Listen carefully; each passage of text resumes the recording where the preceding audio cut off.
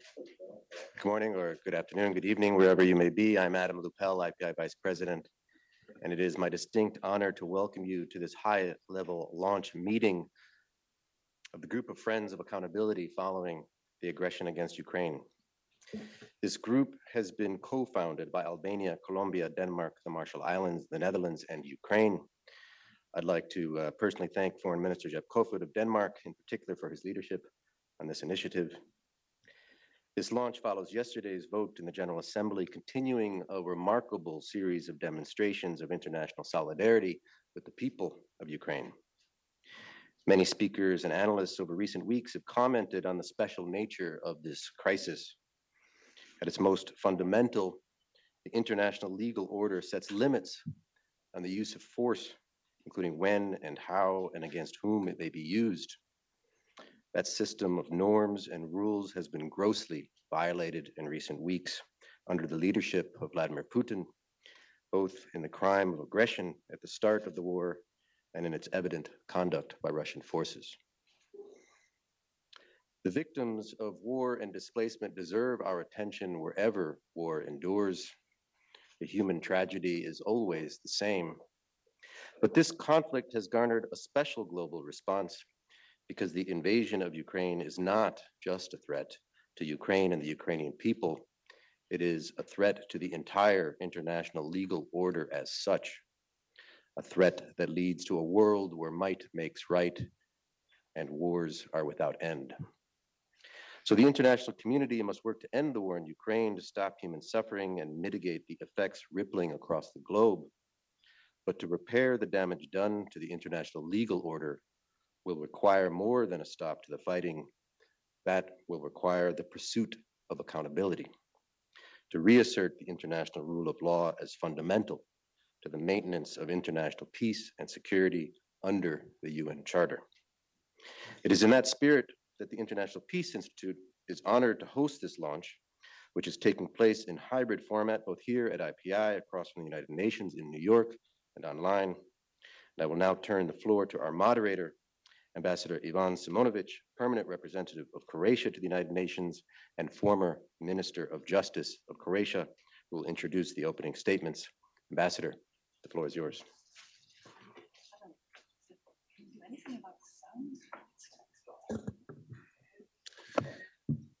Thank you, Adam, and thanks to IPI for hosting us.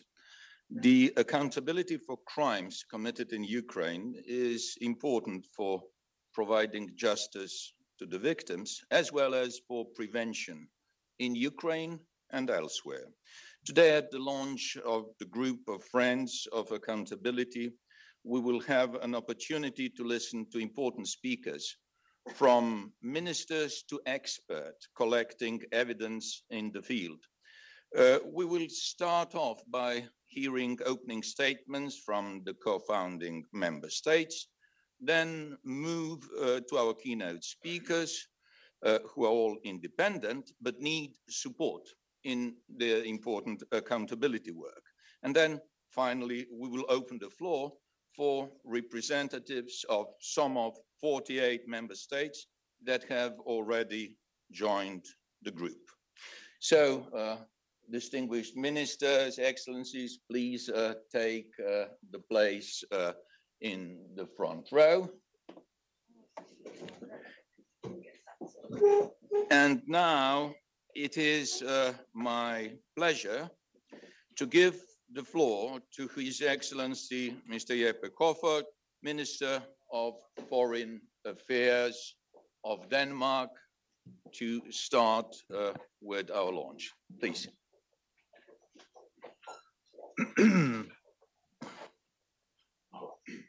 Well, thank you so much.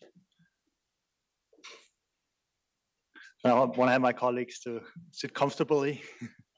Thank you so much, and distinguished ministers, excellencies, ladies and gentlemen.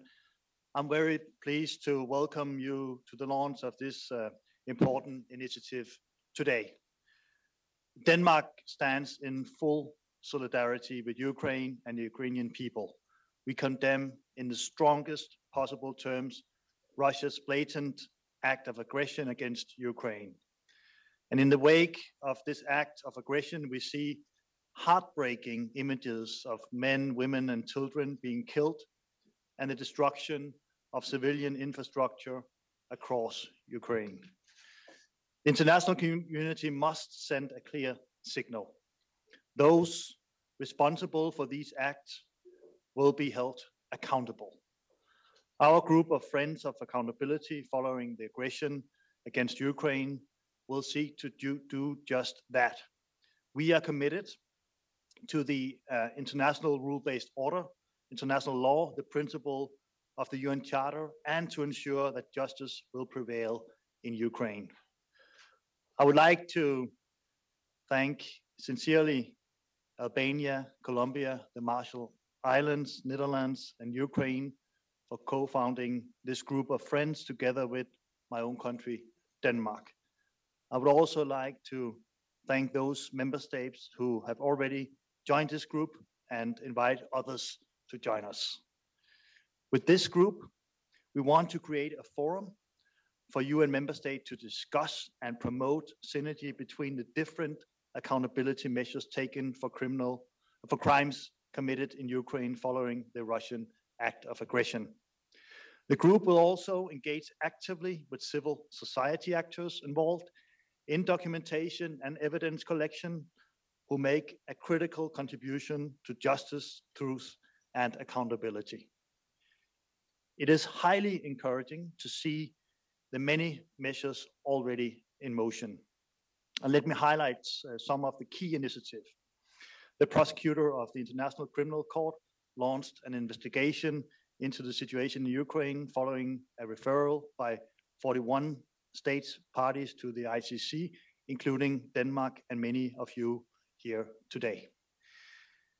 And it is my great pleasure to announce that Denmark will contribute additionally $100,000 to the ICC Tech Fund to improve the analysis of evidence in all ongoing investigations, including the one in Ukraine. We are joined today by ICC Prosecutor Khan, who will inform us about the important work he and his team are doing. In addition to the ICC investigation, the International Court of Justice has found that Russia's allegations of genocide in Ukraine had not been proven. As a consequence, the court ordered Russia to immediately suspend its military activities in Ukraine. In a world that is rife with disinformation, the word of the highest judicial organ of the UN bears particular weight. We now call on Russia to abide by the order of the ICJ. In the UN, the Human Rights Council established the UN Commission of Inquiry on Ukraine. The Commission will investigate violations of human rights and international humanitarian law in the context of Russia's aggression against Ukraine.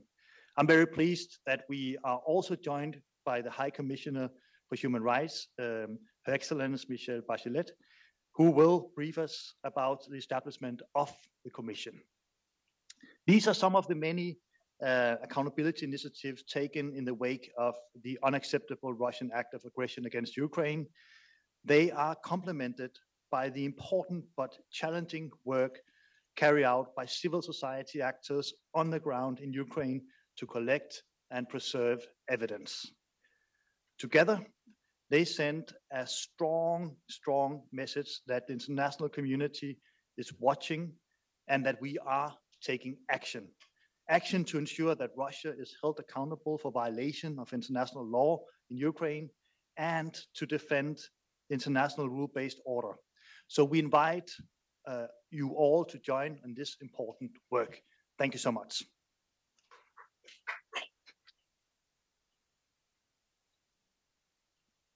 Thank you, Mr. Minister, and thank you for the role Denmark had in launching this group. And now it's my distinct pleasure to introduce Her Excellency Ms. Olta Chaka, Minister for Europe and Foreign Affairs of Albania. Madam, you have the floor. Thank you, and good morning, everyone. I'm very pleased to be here today as we launch the group of Friends for accountability in Ukraine. I am pleased in particular to be here amongst friends and allies and partners, united in a just cause.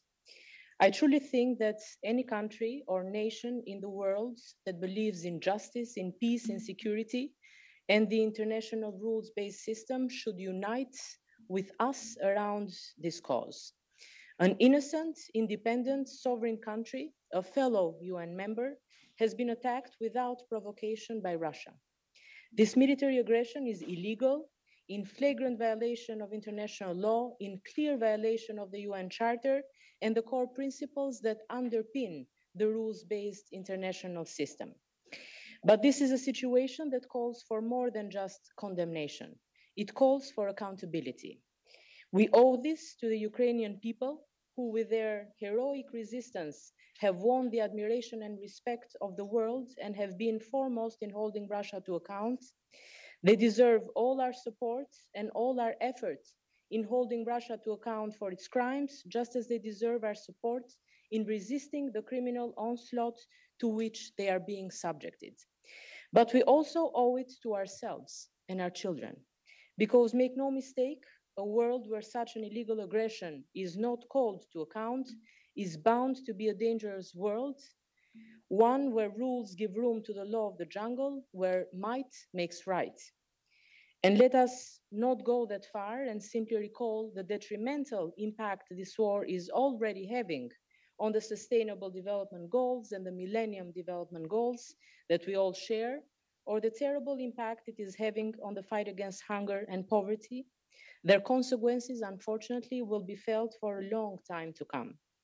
But accountability is above all, is about establishing the truth, even when the truth might not be pleasant. And the truth is that for far too long, we failed to hold Russia to account.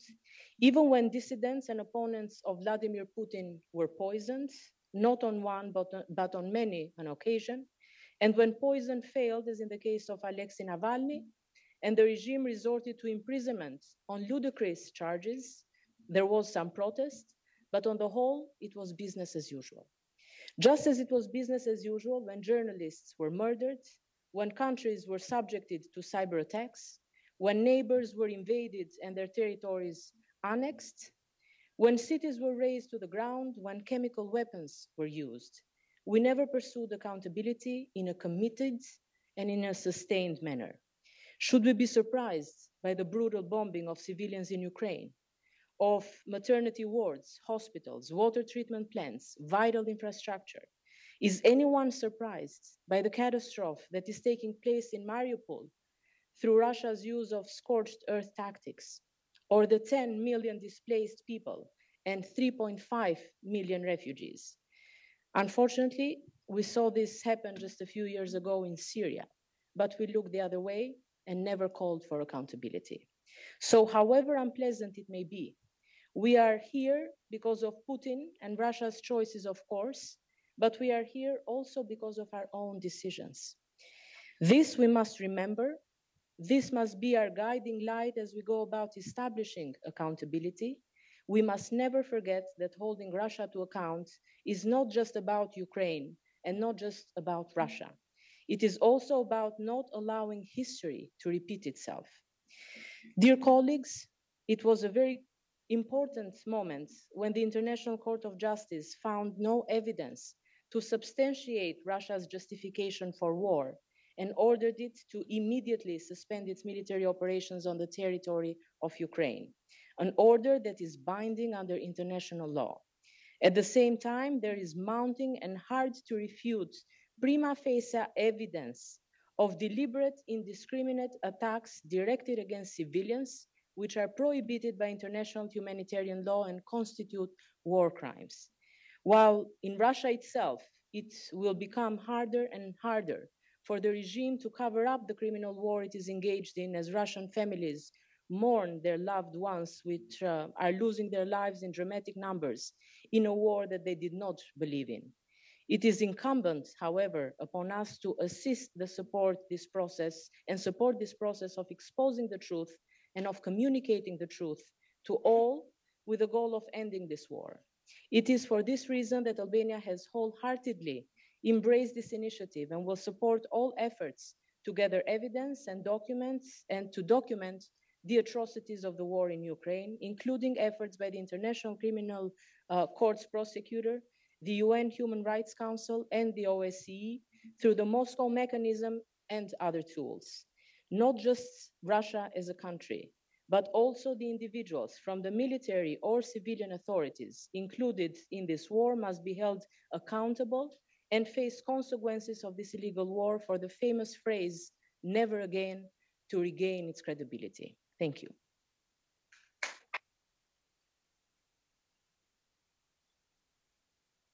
Thank you, Madam Minister, for your statement and especially for coming to New York specifically for this launch. Let us now move to some virtual opening statements. It is my pleasure to give floor to the Minister of Foreign Affairs and Vice President of Colombia, Her Excellency Marta Lucia Ramirez. Dear ministers, ambassadors, and friends, first of all, I would like to thank Denmark for the initiative to create this group, which is in the core, and it represents all of what the Colombian government has been concerned about since the aggression against Ukraine started. How can the international community help so the crimes committed against Ukraine and the Ukrainians don't go unpunished? If nothing is done in the face of this aggression, there will be no element of dissuasion for future, for those who want authoritarianism to prevail over democracy and respect for the international law and war over peace. I am sure the co-chairs and other friends who have joined the group so far share these same concerns that Colombia. When the invitation arrived, we didn't hesitate to accept joining. This is the kind of initiative that have an impact and that represent practical steps and not just words. Colombia has been asking since the day one of this war that all the United Nations must assume the responsibility to ensure the full implementation of the resolutions that are adopted by the United Nations organs, but also the implementation of decisions, judgments, and other legal instruments issued by international courts, tribunals, councils, and committees, and in particular those within the United Nations system. We sent from Colombia a declaration supporting the investigations that the International Court of Justice and also the Criminal Court, the International Criminal Court initiate for the Russian violation of human rights and of course the violations of international law. All those instruments demand also that the United Nations member states show the political will with concrete actions and commitments to guarantee that they are applied in order to end the suffering and fear of millions of Ukrainians, European citizens, and also Russian citizens who face the consequences of an unilateral, illegal, and unjustified aggression. We must continue to make a unanimous call for real solutions, to discuss and promote accountability measures in Ukraine, and to facilitate inclusive information sharing on such initiatives. What makes this group special from our perspective, it is a hands-on approach. We don't want to remain here watching how war continues to hurt children, women, and the elderly, how it destroys cities and violates every international law principle, and we thus decided that we wanted to act through a variety of methods, from building awareness on recent developments on the ground in Ukraine with a view to identifying challenges and opportunities, to advocating for the work, findings, and accountability mechanisms to the broader United Nations membership, including evidence collection and transfer of lessons. We want all friends of the co-chairs, and all those states that care about international law and the principles enshrined in the United Nations Charter, including the principles of sovereignty, political independence, unity, and territorial integrity, to join us in this process. Dear friends, human rights violations that give rise to crimes against humanity, war crimes or acts of genocide cannot go unpunished, nor can those responsible for them find peace on earth, because sooner or later they will have to appear before the international justice. Colombia therefore believes that we must make a unanimous call for real solutions and resort to all the mechanisms provided by international law to ensure that those responsible for these crimes face the consequences of their actions. The creation of this group of friends that supports accountability in Ukraine is indispensable, and it is the best way to demand that illegality is never again tolerated by the community of nations. Thank you very much, and congratulations to Denmark for this wonderful initiative.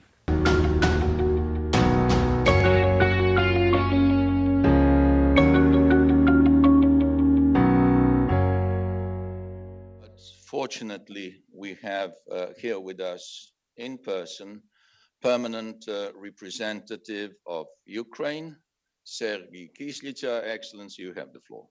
Right. Thank you very much. It proves that in the business that we are about to launch, it is very important to have the technical details all fixed, including for the purposes of not contaminating the evidences.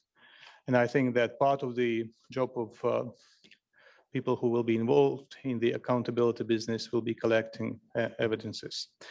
I made many speeches in the course of the last month, but I'm very happy that today's speech is in the circle of friends who are dedicated to a very important business.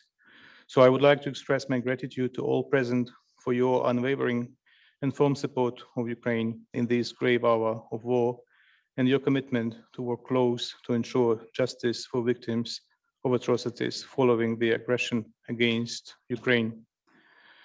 In February 2014, the Russian Federation committed an act of armed aggression against Ukraine by temporary occupation of Crimea and inflicted conflict in Donetsk and Lugansk regions of Ukraine. After 8 years, the Russian Federation launched a new wave of aggression, a full-scale invasion of Ukraine, much more violent and cruel. It is very important.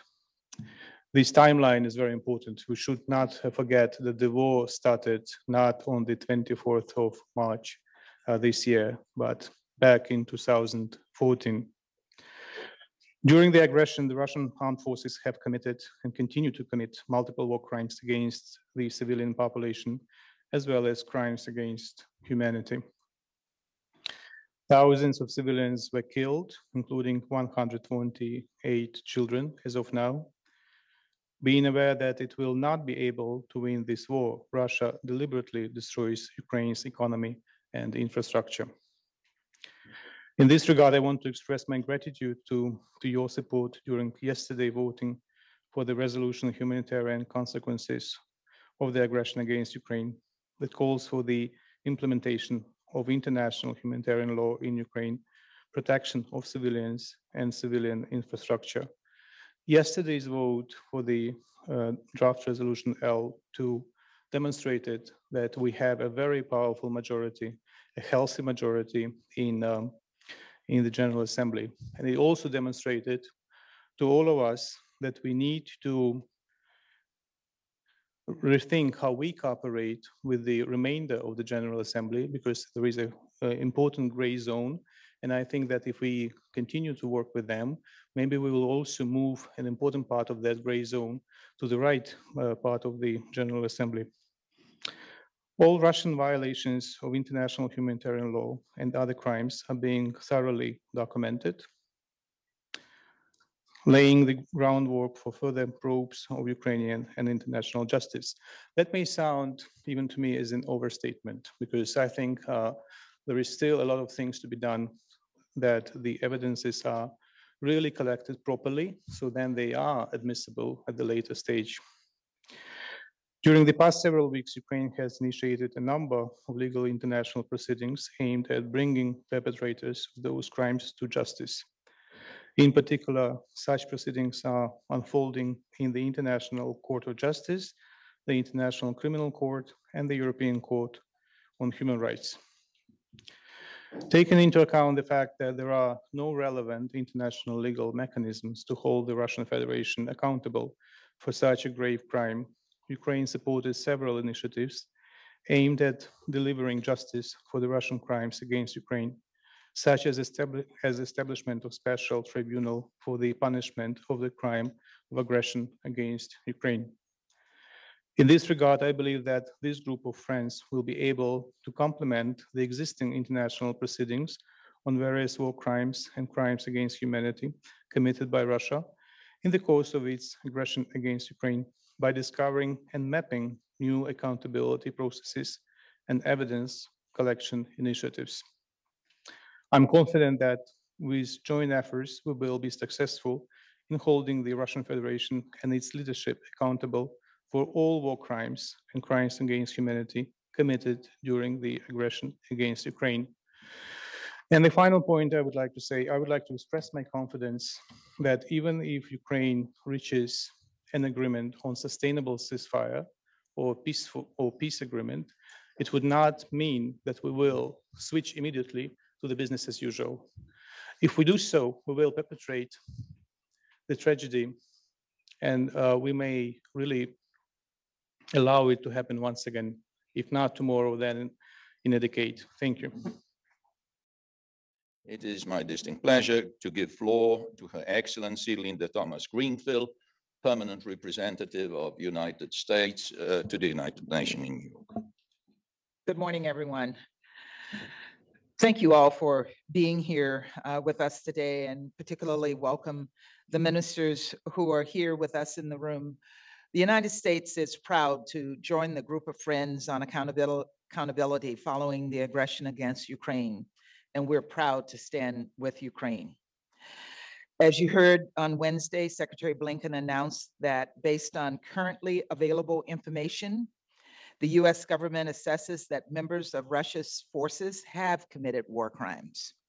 This is the latest in our effort to document and pursue accountability for war crimes or other atrocities in Ukraine. We're committed to using every tool in our arsenal, including criminal prosecution, to hold Russia's forces accountable.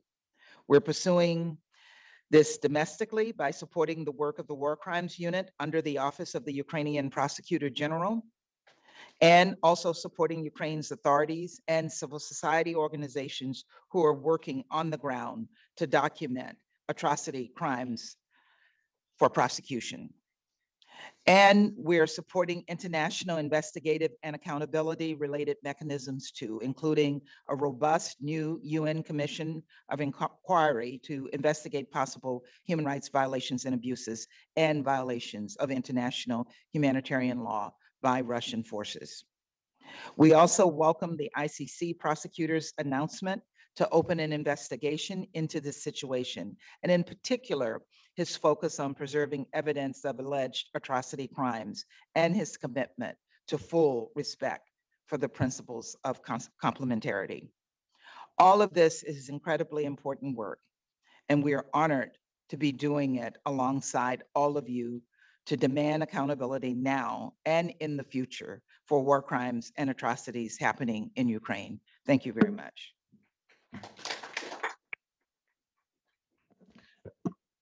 Thank you very much, Madam Greenfield.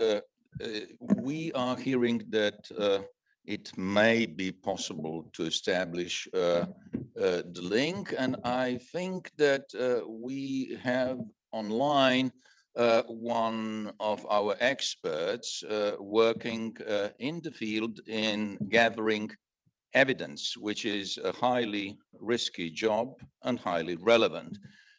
Please let us try the connection with Mr. Brian Kastner. Mr. Brian Kastner, you have the floor. You are working as an expert for civil society, and your findings are extremely important for the world as well as for gathering evidence. Of course, there are many challenges related to submission such evidence for purpose of accountability. We would highly appreciate if you would say something on how you gather evidence, how you share them, and how to improve that important evidence can be used in accountability processes. Thank you. Yes, thank you very much. I hope that you can hear me. My name is Brian Kastner. I'm a senior crisis advisor as part of Amnesty International's crisis response program. I'm our weapons investigator, and I am currently in Ukraine, and I apologize if it's loud behind me. We're actually in the middle of an air raid right now.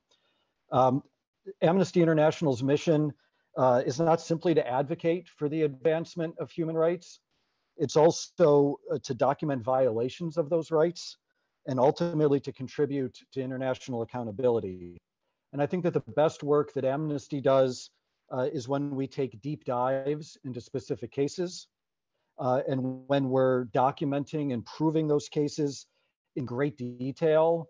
And so we can say that a certain thing happened at a certain time in a certain place. And I can say that personally, this is the greatest satisfaction in my own job, is to be able to tell people that the world is not believing that, yes, your family members have really died. It was really this weapon. And don't let so-called fake news or other propaganda try to convince you otherwise. We can prove that this happened. We use many streams of evidence to prove these cases. There's a great deal of digital evidence and satellite imagery, which I know other members of the panel, particularly Nick Waters from Bellingcat, is going to be speaking about. But we also try to use other streams of evidence. One of the great strengths of Amnesty is traditionally we have gathered large amounts of testimonial evidence. And so we're not simply talking to one or two or three people about a particular incident. We're talking to dozens of people about that incident. And we're talking with them on the ground, hopefully in their communities where it happened. We're also able to gather physical evidence, or at least document that physical evidence in a very specific and established in a way that allows it to be used later. For example, I interviewed a man a few days ago who was injured by a cluster munition. He had the pieces of the fragments with him, and I was able to photograph and officially document that. It can feel like, because there is so much content coming out online, and there's just waves and waves of photographs and videos that are coming online, that we, there's this idea that maybe we see everything that's happening. And I would just caution against that there is, for the vast amount that's out there, there's still large areas of this country that are black holes where we are not able to contact people on the phone. There's not mobile connection. There's not an internet connection. There's the palliative care center in Mariupol that we've become aware of, where essentially patients were left behind. There's some very just little information that's coming out in some of these areas, and the people affected in many cases are older people, people with disabilities, the people who cannot flee. They are the ones who bear the greatest burden and the cost in these wars, as we know. So our ultimate goal is we hope that our work feeds into and catalyzes further investigations, that it's part of formal international justice mechanisms. And we believe there's an incredible opportunity because of the number of organizations involved, groups like Amnesty, but not only Amnesty, of course, that we hope to be able to work with some of these mechanisms and be able to really submit not just our reports, but also be able to share that physical evidence, verified digital evidence, verified satellite imagery, really certified and verified physical evidence to be able to contribute to these mechanisms. Thank you very much. We thank you very much, not only for your statement, but for the very important work that you are doing. And it's my pleasure to give the floor now to Mr. Nick Waters, Senior Investigator for Bellingcat. You are involved in monitoring open sources and using some criteria which are making it sure that it is cross-checked and that it can also be used in accountability processes. You have the floor. Thank you very much. Ladies and gentlemen, firstly, thank you very much for inviting me to speak. As was said, I'm going to be talking about the open source information which is emerging from this war. Now, whenever extreme events take place, people will pull out their mobile phones, their smartphones, and take pictures and videos, which they'll then send to their families, to their chat groups, to Twitter, to Facebook, to other social media. What we're seeing in Ukraine is a huge amount of that information. And this is a form of witnessing. People want to show what is happening to them, to their families, to their communities. And these images and videos form what is effectively the digital memory of this conflict. And we've seen this in other places, in Libya, in Yemen, perhaps most notably in Syria. And we believe it's incredibly important to collect, forensically preserve, verify, and then analyze that information so it can later be used to hold people to account. We've been working on a methodology examining airstrikes in Yemen, which aims to take this kind of information, images and videos posted online, and do just that, collect, preserve, and verify them in such a way they could perhaps later be used as evidence in accountability mechanisms. What we've been doing in Ukraine is collecting evidence of incidents of civilian harm, where either civilians have been wounded or killed, or civilian infrastructure has been damaged. And so far, we've collected over 500 of these incidents. Most notably, perhaps, is the widespread use of cluster munitions within populated areas. Within these incidents, we intend to investigate the most egregious examples and conduct further investigations on them, verifying to the point where we can say, you know, this incident did happen, this information does demonstrate what happened. But as Brian said, this is a drop in the ocean, and it's very much based on what we're seeing online. There is a huge amount of events that take place that are not online, that are not, do not have images or videos taken of the events. Our intent is to take this information that we've processed and verified and then share that with both international and national accountability mechanisms. And it's important to stress that this information shouldn't stand by itself and that it's a tiny part of a much wider picture. It is complementary to the testimony and physical evidence that's being collected on the ground by organizations like Amnesty International and by local groups. And the information that we're producing is what we intend to make available to organizations like the ICC in order so that actors can be held accountable for their actions. Thank you very much. On investigating and ensuring accountability for crimes committed in Ukraine. In his work, he is, of course, fully independent, but to be successful, he heavily relies on state support for his important work. So welcome, Mr. Khan, and tell us more. How can we support your important work? But I think it's important at the outset to make clear in terms of the circle of friends. The friends are wide. We work without fear and without favor. It's very important. There's no preference given to any country, any nationality, nor any animus in our hearts or in our actions, whether one is a state party or a non-state party. And in the clamor to do something, in the clamor of concern that is very understandable, we need to hold on fast and tight to the principle of legality. In my view, it's very wise to remember that it is seldom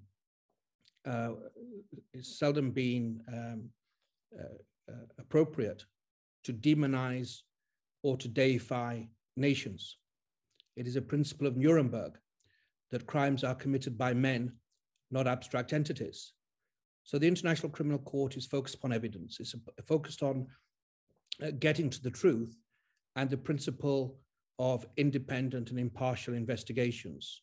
And I've made it clear from the time I was in Cox's Bazar in Bangladesh on the 24th of February, when I issued a statement on the 25th of February, recalling that all sides, all parties to the conflict, have clear obligations to respect the rule of law.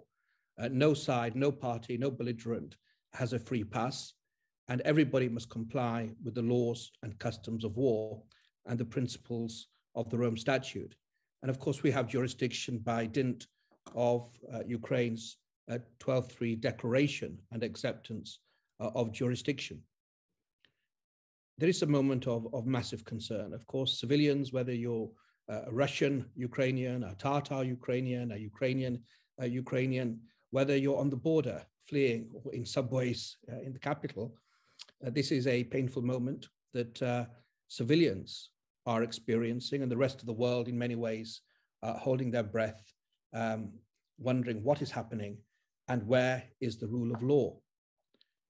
In that environment where apparently the law is impotent, I think we've seen a coming together.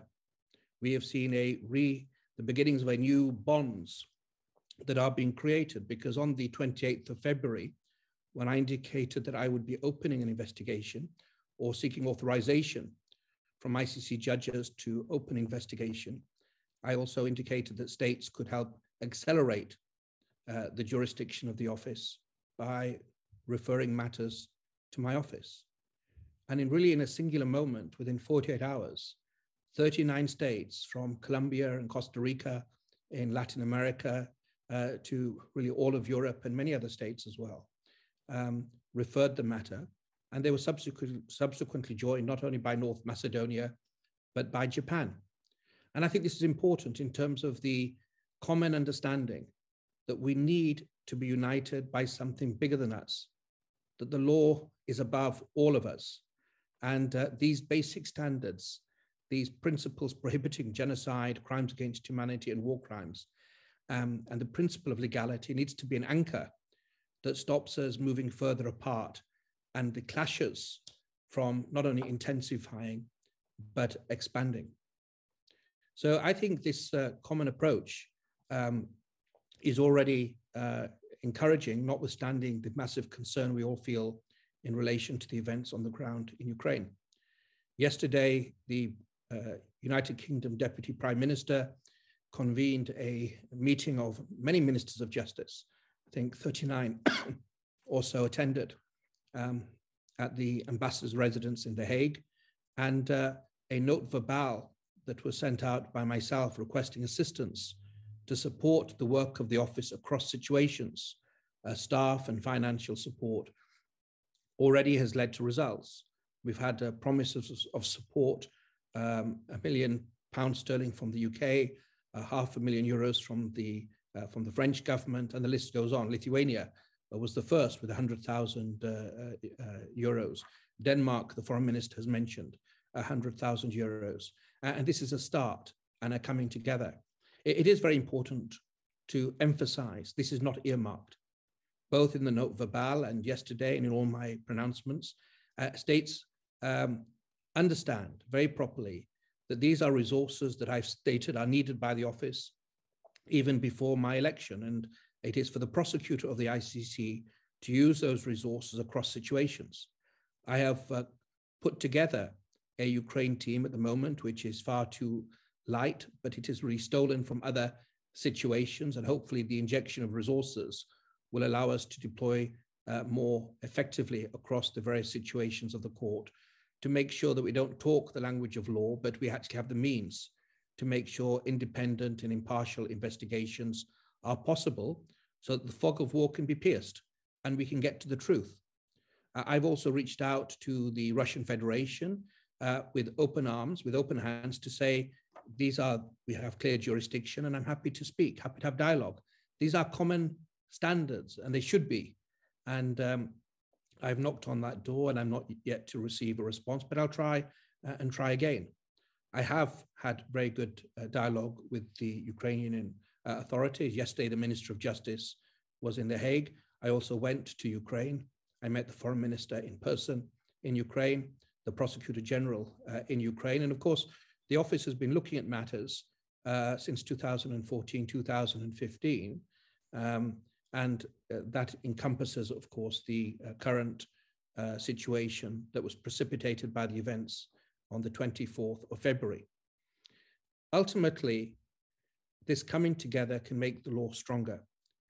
But we also need to show that the court can be relevant, it can make an impact, and it can be seen to be acting not as a tool or a lever of foreign policy of states, but based upon something constant, which is a common yardstick applicable to all sides to conflicts, and a coming together because it is absolutely essential to prevent escalation and to try to mitigate the worst excesses of conflict.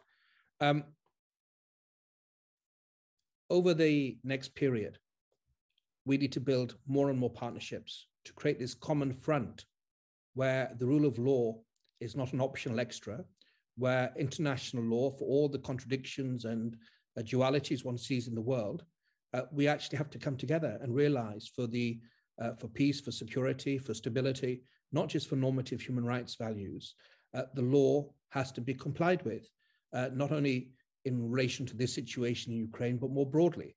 In every situation, we're in a moment in our history as humanity, in my view, where there has to be a more acute realization that the law has to be complied with and adhered to in all circumstances to a far greater extent than before. But we need to start in many situations, and Ukraine will be a priority of mine, along with the Security Council referrals of Sudan and with Libya. And we also need to work more and more with partnerships. 9 European states have now opened investigations. I think yesterday, Poland, Ukraine, and Lithuania announced a joint investigative team. I would be delighted if invited to be part of that. There are many other actors. We've mentioned, of course, International Court of Justice. It's a different jurisdiction. I won't comment on that. But in terms of the systems that will work with us and that I'm happy to partner with, we've also had early on, at the end of last month, meetings with the Genocide Network. The European Union Commissioner for Justice attended that. President Ladislav Hamran, I've had meetings with him, and he was yesterday at the ministerial meeting in The Hague. And we have to redefine success as an office, both by receiving data, information sets, looking at ways of organizing and analyzing that, but also providing it to national authorities so that collectively, whether it's a national authority, for example, France has opened an investigation, or Germany or Poland, or the ICC, collectively, we can make sure that these are our common shared values, not only in relation to Ukraine, but more generally. So I think these are the areas we're going to focus on. I was really privileged to go to Ukraine.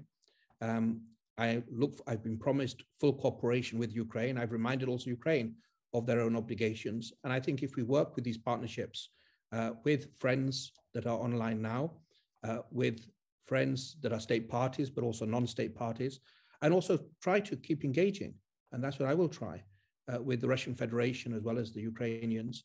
Hopefully the law can be seen to play a part, and at the very least we will do our job. And I think many at this moment are hoping for a resurgence in the relevance of international law. And I think this is the moment that if we stand up together, if we are properly supported and we work with partnerships without putting politics second and putting these basic imperatives first, we can do better and maybe mitigate some of these instances we are seeing.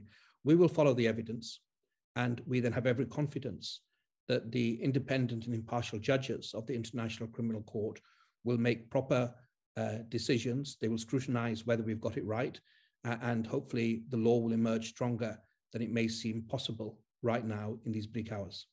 So thank you so much. Thank you very much, Mr. Prosecutor, for your efforts and for your commitment. You can rest assured that a group of friends that has been launched today will be giving full support to your office. And of course, it's highly relevant that countries hosting refugees from Ukraine are also involved with your team, instruct them how they can support you in gathering evidence that can be used in ICC proceedings. It is my pleasure now to give the floor to Minister of Foreign Affairs and Trade of the Republic of Marshall Islands, His Excellency Gaston Nemra. I bring warm greetings of York from the Republic of the Marshall Islands.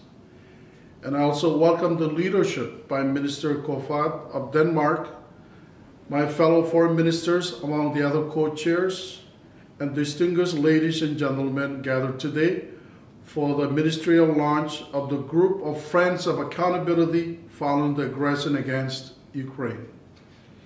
The Marshall Islands have seen firsthand in our history both global conflict and the consequences of war crimes against innocent civilians. The United Nations was expressly created to prevent the very abuses we are now seeing today in real time. So, however imperfect, it is up to all of us as member states to ensure the UN function as mandated to address this grievous invasion. We recognize the value of the UN Charter precisely because it was created on the principles of universality, equality, and upholds the fundamental human rights, respecting the dignity of every individual and each sovereign state. For the Marshall Islands, we act where we can and where we must.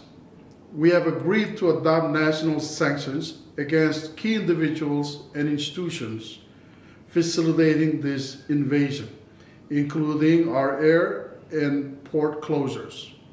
We have also introduced a resolution in our parliament to stand in solidarity with the people of Ukraine. Fellow ministers, our strongest action is to stand in solidarity to oppose and condemn the aggressor, Russia.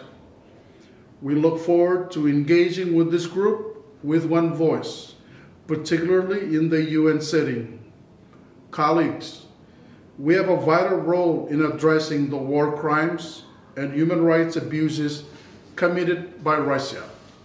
The Marshall Islands depends on effective multilateral frameworks because this is where we have a direct voice. It is imperative that the world closely understands the truth with evidence and not be misled by deliberate disinformation. The recent International Court of Justice ruling for Russia to reverse this invasion only serves to underscore the importance of international law. It is therefore urged that the United Nations uphold accountability fora already established. As a small island developing state, the Marshall Islands, along with other nations, are stretched thin to sort through tense expert findings. So I am particularly pleased this group is established not only with the commitment of all, but also with regard for the unique role of small states at the United Nations. So on behalf of the Marshall Islands, I look forward to working with colleagues, ministers, as well as ambassadors in New York and Geneva. Thank you, and kumoltada. Thank you very much, Minister, for your clear message that accountability for crimes in Ukraine is important for Ukraine, but for the whole world as well. It is my pleasure now to announce Minister of Foreign Affairs of Netherlands, His Excellency, Mr. Wapka Quickster. The bombing of theaters and hospitals, the destruction of entire neighborhoods, and the brutal killing of civilians, even in humanitarian corridors guaranteed to be safe. The reports and images of Russia's unprecedented and unlawful attack on Ukraine are horrific. For us, one thing is clear. Russia bears full responsibility for this armed conflict and the suffering of the Ukrainian people. In this grim reality, bright spots are hard to find. But one of them has been the overwhelming outpouring of support for Ukraine, exemplified by the adoption of the landmark General Assembly resolution titled Aggression Against Ukraine, by no fewer than 141 UN member states. I'm also encouraged that our shared sense of justice has resulted in meaningful first steps towards accountability. Take the establishment of a UN Commission of Inquiry aimed at finding evidence, and the decisive steps taken by ICC prosecutor Karim Khan to open active investigations aimed at bringing perpetrators before the court. This has been expedited by 41 states that referred the situation in Ukraine to his office. The Kingdom of the Netherlands strongly supports both initiatives. But to ensure that justice will be served, we must do more. I come from a country of water. Much of it lies below sea level, protected by dikes. And no matter how high we build those dikes, and no matter how thick we make them, one single gap will allow the water to find a way through. And the same is true for impunity. The fight against impunity relies on the tireless efforts of NGOs and journalists, of individual activists, investigators and prosecutors. And perhaps most importantly, of victims, survivors and the next of kin. Those efforts to seek justice must be made as watertight as possible. And to that end, we strongly support the initiative in New York to coordinate these efforts. The initiative to launch the group of Friends of Accountability following the aggression against Ukraine. To provide a much needed platform for dialogue, coordination and cooperation. To ensure that evidence gathering is in line with international criminal justice standards. To guarantee that witnesses and victims can tell their stories without suffering psychological harm. And to make certain that perpetrators don't get away with their crimes. And as a proud co-chair of this group of friends, we look forward to partnering with you. Because we don't want to go down a slippery slope, where valuable rules gradually become worthless. Impunity destroys the foundation on which our rights rest. We cannot allow the crimes committed by Russia to go unpunished. And we cannot allow the world to be set back. As true friends of justice, as true believers in justice, we must do everything in our power to seek and protect what is so dear to all of us. Thank you. Thank you very much, Mr. Minister. Our next speaker is Ms. Michelle Bachelet, High Commissioner for Human Rights, a position that is sometimes referred to as conscience of the world. I invite High Commissioner to share with us some thoughts on the importance of ensuring accountability for human rights violations, as well as the importance of the international independent investigation of violations of human rights in Ukraine as mandated by the Human Rights Council.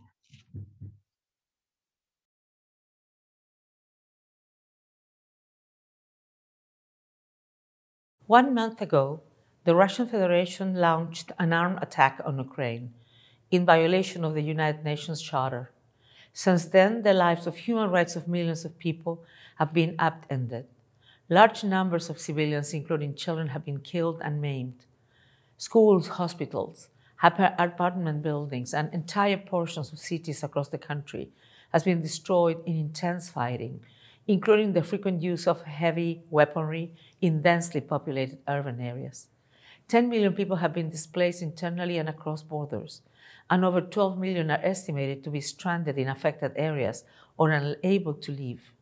Families have been separated with risk to unaccompanied women, children, and other persons in situations of vulnerability. Millions live in a dire humanitarian situation without water, food, electricity, heating, and essential medications. Reports of arbitrary detention, hostage-taking, and disappearances are increasing. 7 journalists have been killed, and media workers and human rights defenders fear for their safety. Today, the United Nations Human Rights Monitoring Mission in Ukraine has published its 33rd periodic report on the human rights situation in Ukraine, together with an update that covers developments since February.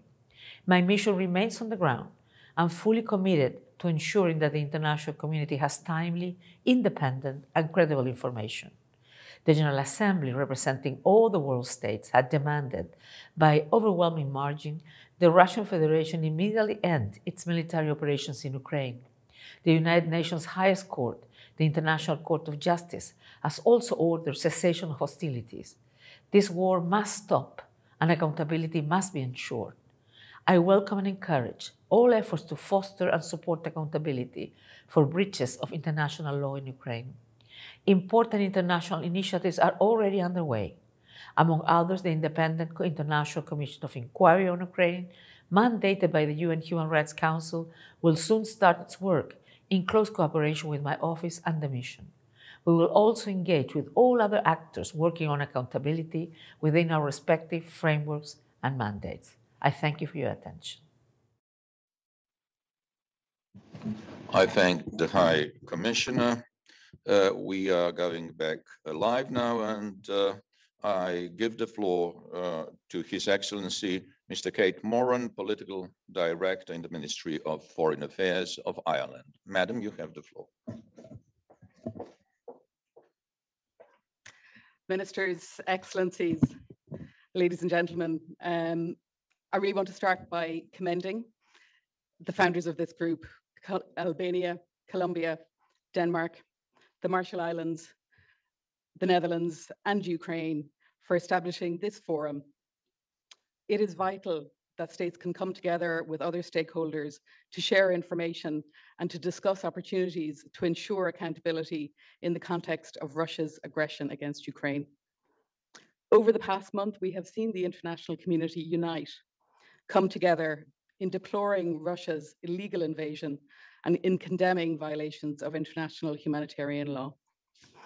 I think we've seen this morning and we've heard very powerful testimony, both in this room and from the ground and from international organizations, as to why it is important that we now look at opportunities to pursue accountability and to ensure that Russia is not permitted to act with impunity for its breaches of international law. That's why Ireland was pleased to join the referral of this case to the ICC, along with 40 other states. Today, this morning, establishing this group of friends is another tangible step in the right direction. It will enable us to consider how best to ensure the proper investigation of oil violations of international law, including serious violations of IHL, allegations of war crimes, and crimes against humanity. And that's why Ireland is proud to be a part of this group. It's important work and work we're willing to continue to support. And we look forward to working with all colleagues over the coming weeks and the coming months ahead in this important work. Thank you.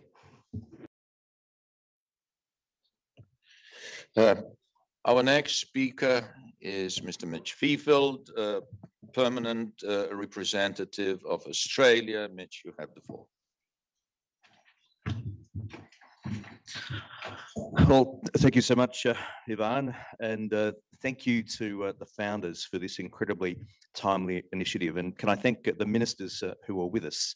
Your presence really does indicate the importance of this venture. So thank you indeed. But I do want to pay a particular tribute to our colleague from Ukraine, the permanent representative. Sergei, we are just in awe and admiration of you, of how you have used your voice to keep the focus on what is happening in your country, how you have used your voice to make sure that we are all thinking about accountability. So Sergei, thank you so much. Friends, I don't really need to tell anyone here about why accountability is critical for any hope of credible and lasting peace, and also for deterring the commission of further atrocities. We are witnessing Russia commit flagrant violations of international law in Ukraine, and we're all absolutely appalled by the reports that we're hearing of Russia's indiscriminate attacks on civilians. For our part, Australia is deeply concerned that many of Russia's actions constitute war crimes. This must not go unpunished. Russia is also ignoring, as we've heard, a direct order from the International Court of Justice to immediately suspend its military operations in Ukraine.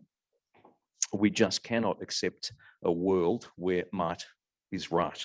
This is about the very global order upon which all of us rely for our safety, our security, and our prosperity. And we must stand by the rules and norms to which we've all committed to hold Russia to account for its unprovoked, unjustified, and illegal invasion of Ukraine. Australia was pleased to join with 40 other Rome Statute parties to refer the situation in Ukraine to the ICC. We strongly support Prosecutor Karim Khan's opening of an investigation into the situation. We thank the prosecutor for being open, for being specific about the resourcing needs of his office in the context of all investigations and trials. And we are giving serious consideration to the best means of supporting the office at this time, including through contributing personnel. Australia also strongly supports the Commission of Inquiry established by the UN Human Rights Council. And accountability for Ukraine has been especially close to Australia's heart since the downing of MH17 in 2014. And the only conclusion that can reasonably be drawn from the available evidence is that Russia was directly involved in the downing. And as you may know, Australia and the Netherlands have now initiated dispute settlement proceedings against Russia in the International Civil Aviation Organization. Colleagues, this venture today is a very important step in the pursuit of truth and justice. Our initiation of proceedings in the Civil Aviation Organization is also an important step in the pursuit of truth and justice and accountability for the 298 victims killed in the downing. Friends, Australia is committed to working with all of you to hold Russia to account for its ongoing violations of international law in Ukraine. Thanks very much. Thank you very much, Mitch. Dear colleagues, taking into account that we have a long list of speakers, I would appreciate if you could restrain your comments to 2 minutes in order for everyone to be able to speak. It's my pleasure now to invite Mr. Jakub Kulhanek, permanent representative of Czech Republic. Jakub, you have the floor. Thank you, Ivan, and Ministers, Excellencies, colleagues. Let me thank the co-founders for establishing this group. And I mean, a lot has already been said, and it clearly shows that this is a very much like-minded group. But first and foremost, I must reiterate that Russia's attack on Ukraine is without any doubt a flagrant violation of the core rules of international law, for which the aggressor must be held accountable. And quite frankly, this should be repeated over and over again. But more importantly, we need to act on it. And this is why the Czech Republic has wholeheartedly embraced this accountability initiative. Russia's aggression not only constitutes international responsibility of Russia itself, but as the rules of international humanitarian law are being violated, it also constitutes individual criminal responsibility. In this regard, the ICC is certainly the most suitable body. The Czech Republic supported the referral to the ICC prosecutor to open an investigation into the situation in Ukraine. We will further demonstrate our support in concrete steps. At a national level, states should consider exercising universal criminal jurisdiction where appropriate. We look forward to having fruitful meetings of this group in order to stay united and coordinated while ensuring accountability for international crimes committed following the Russian invasion of Ukraine. Thank you. Thank you, Jakub, and thank you for staying within time limits. And it's my pleasure to give floor to Mr. Sven Jurgensen, permanent representative of Estonia. Sven, you have the floor. Thank you, Ivan. We also welcome the creation of this group of friends. It will serve as a useful forum to share information about the crucial work being done to achieve accountability. The international community was ultimately unable to prevent Russia's aggression towards Ukraine, but we need to consolidate efforts to make it clear that impunity will not last. Russia must comply with the 16th of March order of the ICJ and immediately suspend the military operations in the territory of Ukraine. The horrific crimes committed on Ukrainian soil following the brutal military attack by Russia against Ukraine really cannot go unpunished. As others, we welcome the investigation opened on 2nd of March by the ICC prosecutor. We also welcome the work of the mechanisms ensuring collection of evidence, including the Commission of Inquiry of the Human Rights Council and the OSCE mission, and proceedings at national level. In Estonia also, criminal proceedings based on universal jurisdiction in the case of Ukraine have been initiated. In this connection, there is ongoing collection of evidence of war crimes and crimes against humanity committed in Ukraine. Although the possibility to punish the commission of serious crimes will not fade with time, we need to act quickly now, and in the first place, ensure high-quality collection and preservation of evidence to be used successfully in future proceedings. Until the aggression is halted and justice is done, we need to keep pressure on the Russian Federation to stop their gross violations of international law, including human rights law and the UN Charter. Until there is full accountability for perpetrators of war crimes and crimes against humanity, not only should there be no business as usual, but no business at all with Russia. Thank you. Thank you, Sven. And it's my pleasure to give the floor to Mr. Mritis Palawuskas, permanent representative of Lithuania. Mritis. Thank you very much, Ivan. Well, thank you to the members of the core group for this timely and important initiative to launch the group of friends and of accountability that Lithuania is proud to support. This initiative is particularly welcome as it enables us to consolidate our efforts in fighting back an unprecedented assault on the Ukraine and the global peace and order by all the legal measures possible. War in Ukraine continues, as do our efforts towards the accountability of those who commit war crimes and crimes against humanity on Ukrainian soil. Let me mention a couple of points. First, we welcome the order of the request for the indication of provisional measures submitted by Ukraine in the case concerning allegations of genocide under the ICJ, which has binding effect, and we remain open to investigating further avenues for engaging the court in the UN General Assembly.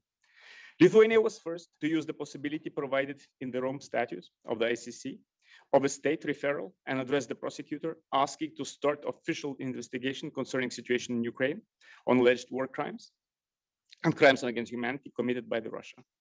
Unity is important. And to see that many other states have also referred to International Criminal Court makes me believe that all perpetrators of these heinous crimes on Ukrainian civilian population will have no place in the territories of our countries. Well, not only the unity is important, but also the concrete actions are really welcome. The government of Lithuania has also contributed financially with 100,000 euros as a response to the call of the prosecutor of ICC to support its office. We also are in the process of delegating an expert to the office of prosecutor, and we will continue looking for possibilities to delegate more personnel. But most importantly, we have activated our criminal code procedures based on universal jurisdiction and started national investigation on the accounts of crime of aggression committed by regimes of Russia and Belarus, and war crimes and crimes against humanity committed in Ukraine. At the initiative of Lithuania, the joint investigation team comprising Ukrainian, Polish, and Lithuanian representatives was created in Eurojust. And we proposed that other states that started national investigations may consider joining it. I'm really glad that the ICC, the prosecutor, Mr. Karim Khan, has mentioned this initiative and is interested in cooperating with. There is no doubt that this form of cooperation between national prosecution authorities and the ICC prosecutor office will help to more effectively access evidence locate witnesses and victims, identify crimes, sites, and the circumstances. While acting together now in collection of evidence, we have to start consolidating our efforts and prepare for the future. The ICC does not have independent enforcement powers. Its powers rely on commitment of member states to cooperation in enforcing arrest warrant and summons. And let me assure, Lithuania will never stop in supporting Ukraine's efforts for justice and will contribute to the best of its ability to the activities of a group of friends. I thank you. Thank you, Mritis, and I give the floor to Mr. Andres Pildegovich, PR of Lithuania. Andres, oh, sorry. Andres, you have the floor. Yes. Andres of Latvia. Yes, thank you so much, Ivan. I will be very brief, just to thank the founders of this very important platform. Indeed, this is one of the most important avenues to ensure accountability, to fight impunity following Russia's criminal aggression against Ukraine. I want to lend Latvia's maximum political, military, financial, and legal support. And just to stress once again that yesterday the speakers of the Baltic parliaments visited Ukrainian parliament in Kiev to reaffirm that. And we will, as members of this group, will be committed to working with all member states, key stakeholders, Ukrainian institutions, civil society, on the information sharing to address the accountability for international crimes perpetrated by Russian armed forces in Ukraine. My country is receiving 1,000 Ukrainian refugees every day. And I'm happy to report to you that on March 15, the State Security Service of Latvia launched criminal proceedings for war crimes and crimes against humanity and peace committed by Russian armed forces in Ukraine. With this said, criminal proceedings by the State Security Service is acknowledging Ukrainian war refugees who have either recorded Russia's armed forces crimes in photo, audio, video formats, and who can verbally testify about such crimes. Latvia will support the International Criminal Court investigation on alleged international crimes falling within its jurisdiction and perpetrated in Ukraine. So full support from Latvia, count on us. Thank you. Thank you, Andres. It's my pleasure to give floor to Ms. Natalie Broadhurst, Deputy Permanent Representative of France. Natalie. Thank you very much. So, dear ministers, dear colleagues, dear friends, I would like to start by thanking the co-founder for convening this meeting and for launching this very important initiative. France would like to strongly support the establishment of this group following the illegal, brutal, and justifiable aggression against Ukraine by Russia. And we would like to engage very actively to fight against impunity and for justice. So I would like to take this opportunity to reiterate the French firm, determined, and long-term support to this initiative. We will make judges, investigators, experts available to the prosecutor of ICC, and we will also provide the court with an exceptional financial support of €500,000 to ICC, as Karim Khan reminded it earlier. France will also, we welcome the important ruling issued on March the 16th by the ICJ on the war of Ukraine in Ukraine, and France really stands ready to intervene in this procedure in support of Ukraine. I'd like to conclude, maybe, I know we have to very short, so I don't know if we will have time for a round of answers to some of the questions, but I had a few questions to the co-founders actually. And I would like to know if we want to collectively play a political role by, for instance, publishing joint statements regularly on a regular basis, depending on the events, of course, on the ground. And also maybe a question of the coordination between this group in New York and the group in Geneva, because I think there's a lot of energy on both sides of the spectrum, and would like to see how we will coordinate. But thank you again. Thanks. Thank you, Natalie, and it's my pleasure to give floor to Mr. Sven Alkalai, Permanent Representative of Bosnia and Herzegovina. Sven, you have the floor. I would like to thank the initiators for launching this group of friends of accountability following the aggression against Ukraine in a timely manner. I call on all of us to present the evidence for each and every innocent victim. We should not wait for too many victims to rise. 1 month into the war in Ukraine, human suffering and destruction continues in an unspeakable manner. More than half of the country's children have now been displaced. Too many civilians are being killed and injured. My hope is that the international courts will continue to monitor the developments and the special tribunal will be established soon to ensure accountability for all criminal acts. In my country, Bosnia and Herzegovina, we have waited too long for war and occupation to end and the war crimes perpetrators to be made accountable. As you know, genocide occurred in the city of Srebrenica and establishing ICTY in 1993, and it took some time for prosecute all the war criminals in that sense between 1997 and 2004. International humanitarian law is not optional. The suffering and displacement of millions of Ukrainians is not due to the national disaster, but rather man-made by one man and his regime. As we scale up our work to respond to the humanitarian crisis, to provide evidence for war crimes, I reiterate the call for peace negotiation as it should be in the forefront of our efforts to end this bloody war, because every senseless death is one too many.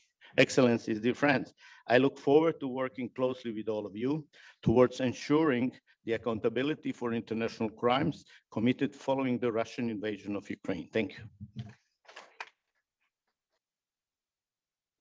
Thank you, Sven. The support of Bosnia and Herzegovina, as well as other states that experience themselves war crimes, crimes against humanity, is especially important because they know what accountability means. It's my pleasure to give floor now to Mr. Thomas Zannhuisen, DPR of Germany. Thomas, you have the floor. Thank you very much, and I try to stick to your rule to be short, and that's why I will shorten my intervention a little bit. I indeed will keep it short because all of the previous speakers, they have very eloquently outlined what this brutal, unprecedented aggression of Russia against Ukraine means, first of all, for the Ukrainian people, the unspeakable suffering and the urge for justice. And I think we can only subscribe what the American permanent representative said, we're all at the side of Ukraine at this moment. But it is also an unprecedented attack against the international rule-based order. And I think we believe firmly it's a seismic shift. Our Chancellor said it's a seismic shift for Germany, but also for the world. And unless we act collectively, this shift can be irreversible. And at the core of what we need to do is strengthen accountability and not allowing that these kinds of crimes remain unpunished. And I speak as a German who knows how much accountability is important for healing. I think without justice that we had after the war, we would not be where we are today. For this reason, for us, it was very easy and we were swift in joining this great group, and we thank very much the 5 countries that really started this initiative, and we will try to be a good and active partner. Just three very short remarks from our national standpoint. The first is with regard to the ICC. I think they will play a crucial role, and we will definitely support the ICC, and particularly the prosecutor, in all his efforts, his investigations, with whatever we can put at his disposition. The second one is strengthening ongoing investigations and inquiries. As we have been from 2014 onward, one strong supporter of the OHCHR's Human Rights Monitoring Mission in Ukraine. We will continue and strengthen our support. The second, of course, like many others, we will support the Commission of Inquiry recently established by the Human Rights Council. And finally, and that's again from a national perspective, as many of you are probably aware, under the principle of universal jurisdiction, Germany can and does already prosecute crimes against international law that took place outside our borders, and even if the victims of these crimes are not Germans, so other nationals.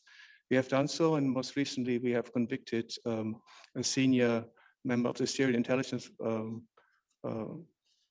units, whatever they called, in Koblenz last month, and for his crimes, and he's now in prison in Germany.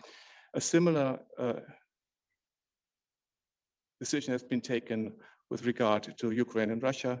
Germany's federal public prosecutor general has now opened a structural investigation into possible war crimes committed in Russia's war against Ukraine.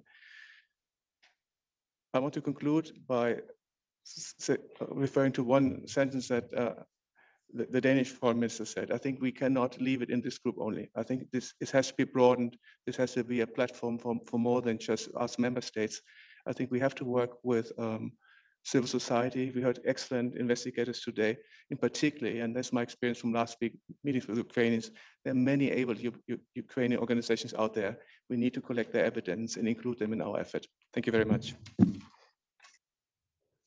Thank you very much, Thomas. We have 11 speakers and concluding remarks and 22 minutes. So I would appreciate timekeeping. It's my pleasure to give the floor to Robert Hartnuch, DPR of Slovakia.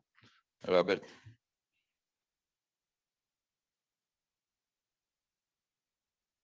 Excellencies, distinguished colleagues, allow me at the outset to thank the co-founders for establishing this group of friends of accountability following the aggression against Ukraine.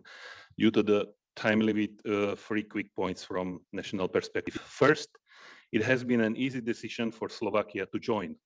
We fully align with the principles of this group and support its objective to act as a forum for the discussion and promotion of accountability measures in Ukraine, as well as for information sharing among UN member states in order to optimize the process of accountability and the delivery of justice. Second, Slovakia is gravely concerned by continuing reports of Russian deliberate attacks against civilians and civilian infrastructure, constituting violations of international humanitarian law, as well as reports of abuses and violations of human rights law. These allegations must be thoroughly investigated and the perpetrators brought to justice. And finally, third, Slovakia joined other states in referring the situation in Ukraine to the ICC and launched its national investigation into alleged war crimes and crimes against humanity in relation to the Russian aggression against Ukraine. We also welcome other accountability initiatives and support proper coordination among them to ensure evidence collection and effective conduct of legal proceedings. I thank you. Thank you, Robert. And now I give the floor to Mr. Adrian Howry, Deputy Permanent Representative of Switzerland. Thank you very much, Excellencies, dear colleagues. We all know from various conflicts that the links between lasting peace and justice are strong. Accountability for atrocity crimes, therefore, plays a key role in reconciliation after violent conflicts and on the road to peace, irrespective of who committed them. All victims have a right to justice. Switzerland therefore supports joint efforts to ensure accountability, including the referral to the ICC along with 40 other countries of the situation in Ukraine. Impunity serves neither justice nor reconciliation. Switzerland therefore commends the founders for the creation of the group of friends of accountability following the aggression against Ukraine. The goal of the group to ensure cooperation and coordination among existing accountability mechanisms dealing with the situation in Ukraine is important. It is also important to avoid duplication and potential blockages between these mechanisms. And similarly, we would like to underline that good coordination is not only necessary between mechanisms, but also between member states, and especially between this group of friends and its sister groups in Geneva, as was also mentioned by my French colleague. While a specific group of friends focused on Ukraine is also to be established there, we would like to remind colleagues also that a broader group of friends on accountability without a geographical focus already exists in Geneva. So cooperation and coordination remains important. And in this regard, we acknowledge, of course, that given the present situation, the geographical focus on Ukraine is important and is absolutely necessary. We would like to suggest also for further discussion in the group of friends that at a given moment in due course, this focus could also be extended to other geographical contexts. But for now, we look forward to working with you all to ensure accountability for the most serious crimes regardless of where and by whom they are committed. Thank you very much. I thank you very much, and it's my pleasure to give the floor to Mr. Hans-Joachim Almerslechner, Chargé d'Affaires of Austria. Thank you very much, Ivan, Excellencies, dear colleagues. Membership in this group means we are all united around the fact that the ongoing brutal Russian military aggression against Ukraine is in blatant violation of the UN Charter. And Austria would like to express its full solidarity with Ukraine. We therefore welcome the timely launch of this group of friends, which underlines the need for strengthening adherence to international law. As coordinator of the group of friends of the rule of law, Austria is convinced that the promotion of international law does not serve an abstract goal, but the protection of rights of individuals. As we witness in Ukraine, it is the civilian population that suffers most when international law gets violated. Those responsible for war crimes and crimes against humanity in Ukraine must be held accountable. A first step for achieving accountability consists in collection of evidence and documentation of violations. The group of friends can provide valuable input in this regard. In addition, this group should also serve as forum for exchange on various accountability initiatives for Ukraine. In this regard, we commend the establishment of an independent international commission of inquiry, which will be based in Vienna. Not only the commission of inquiry, but also the OSCE efforts in this regard will be of interest for the members of this group of friends. Please allow me therefore to conclude by suggesting an exchange of information and close coordination with these Vienna-based institutions and mechanisms. I thank you.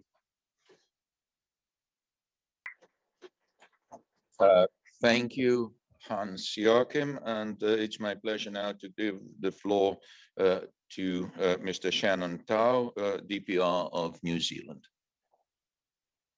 Ministers, Excellencies, and distinguished speakers today, thank you very much. To the co-founding states, New Zealand, thank you very much for inviting us to this group of friends. We are honoured to join the group in this important initiative.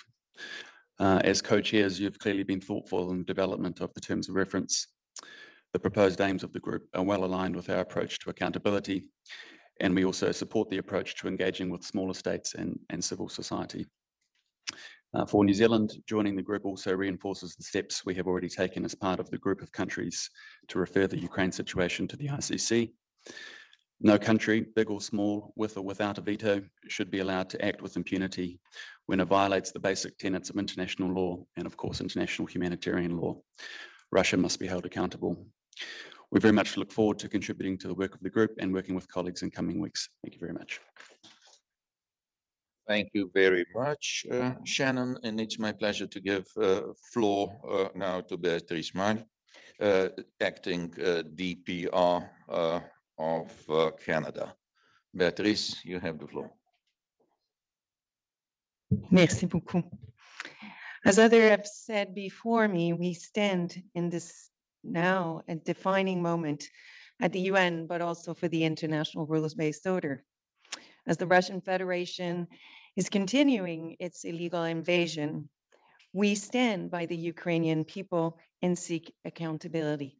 So we thank the co-chairs, and because among this group of friends, we find a place where we can stand together in the pursuit of justice. Together, we call for the immediate suspension of the Russian Federation invasion and operation in Ukraine, as per the International Court of Justice recent order. Together, we call for the full implementation of international humanitarian law. Together with many of you, we referred the situation in Ukraine to the ICC. And as the result, we were very pleased this morning to hear the prosecutor words, and we look forward together to work in ensuring that we gather evidence with the highest standards. Through the New York Working Group of the Assembly of State Parties to the ICC, we will continue to support the court in all its work in following the evidence, as said the prosecutor this morning. And together we support the newly established Independent International Commission of Inquiry to investigate the many violations being committed. By joining together in this group of friends, we can seek the truth ensure the path is found to bring the perpetrators to justice. And as said, I will paraphrase a Canadian author, together we are braver than we believe and stronger than we feel in these dark times. Let's stand by the UN Charter. Thank you. Thank you very much. Human rights and atrocity crimes prevention are very much connected. So it's my distinct pleasure to give the floor to our Geneva colleagues, Her Excellency Ms. Kirsti Kauppi, permanent representative of Finland in Geneva. You have the floor. Thank you very much, and good afternoon. Where we have a keen interest and broad constituency for ensuring accountability following the aggression against Ukraine. Excellencies, the human suffering caused by the illegal, unprovoked and unjustified aggression of Russia and Belarus against Ukraine is a stark reminder of the importance of international law. Finland is firmly committed to ensuring individual criminal responsibility for all international crimes, including war crimes and crimes against humanity. Finland was among the state parties referring the situation to the ICC. It is equally important to advance state responsibility for gross and systematic violations of human rights and international humanitarian law. From ICJ to national investigations, we need to make use of our entire toolbox at all levels. The Commission of Inquiry established by the Human Rights Council must start its work promptly. The added value of this group of friends is bringing together and raising awareness on all the ongoing initiatives and mechanisms that contribute to the same goal, to ensure accountability. Let me conclude by once again thanking and commending the core group for their initiative, and let me assure you that the chapter here in Geneva will be very active indeed. Thank you. Thank you. Thank you very much, Kirsti. Back to New York, and I give the floor to Mr. Francisco Duarte Lopez, PR of Portugal. Francisco, the floor is yours. Thank you very much, dear Ivan. We praise the initiative to launch this group of friends. The Russian aggression against Ukraine, in violation of the Charter and of the international law, raises, among others, the issue of the role of international judicial bodies as peaceful means to settle disputes and to bring to justice those responsible for the most serious crimes of international concern. In this context, we should continue to support the efforts by the ICC and the ICJ towards ending impunity, establishing the rule of law, and promoting peace and human rights. Concerning the ICC, the opening of an investigation by the prosecutor is a very important first step towards ensuring accountability. Unfortunately, such decision is not yet producing its desired deterrent effect of helping to prevent further international crimes in Ukraine. Regarding the case submitted to the ICJ, we are concerned that Russia has not demonstrated so far any readiness to comply with the provisional measures by the court. Therefore, it is necessary and essential for the international community to increment the pressure on Russia and to be clear in condemning its non-compliance with the court's decision. That's also why the creation of this group of friends is so welcome. Thank you, Ivan. Thank you, Francisco. And I give the floor to Mr. Mateusz Sarkowicz, Deputy Permanent Representative of Poland. Mateusz, you have the floor. Thank you very much, Ambassador. Excellencies, colleagues, the ongoing war of aggression in Ukraine and numerous gross violations of international law, international humanitarian law, and human rights law by the Russian Federation must involve specific legal actions prescribed by national and international legal framework. Such actions must also include the involvement of Belarus in the aggression. Poland was one of the first states that have referred the situation in Ukraine to the Office of the Prosecutor of the ICC. At the meeting with the ICC prosecutor, the Polish authorities assured that they are ready to cooperate with the ICC in the conduct of necessary investigative steps. Poland has initiated a domestic investigation concerning war of aggression against the sovereignty, territorial integrity, and political independence of Ukraine, conducted by the authorities and officials of the Russian Federation, jointly and in agreement with the authorities and officials of Belarus. Ukraine, Lithuania, and Poland have also established a joint investigation team for war crimes in Ukraine. Moreover, the Pilecki Institute, institution for research into crimes committed by totalitarian regimes that operates in Poland, has established the Raphael Lemkin Center for Documenting Russian Crimes in Ukraine in order to collect and preserve evidence of war crimes and crimes against humanity committed in Ukraine. To conclude, Poland welcomes the initiative to launch the Group of Friends and is proud to join forces for the cause by becoming its member. We're committed to ensure that violations and abuses of international law and human rights law will not go unpunished. I thank you.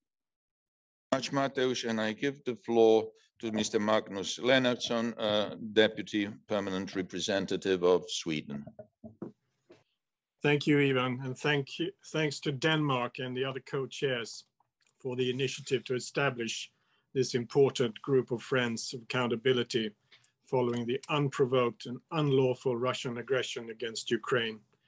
Collecting and preserving and analyzing evidence of alleged atrocity crimes committed in Ukraine and bringing to justice those responsible is and will continue to be one of the key tasks for the international community in the coming period. Sweden was pleased to join the referral of the situation in Ukraine to the ICC, and we welcome the swift opening of an investigation by the ICC prosecutor. As an exceptional effort to assist the Office of the Prosecutor in fulfilling its mandate in all situations under investigation, Sweden will provide a voluntary unearmarked financial contributions of close to 200,000 euros. Furthermore, our national judicial authorities are looking into the possibility of providing secondments in accordance with the invitation from the OTP. We very much support the Group of Friends' objective to promote accountability and coordination of accountability processes with this platform for information sharing among states and relevant stakeholders.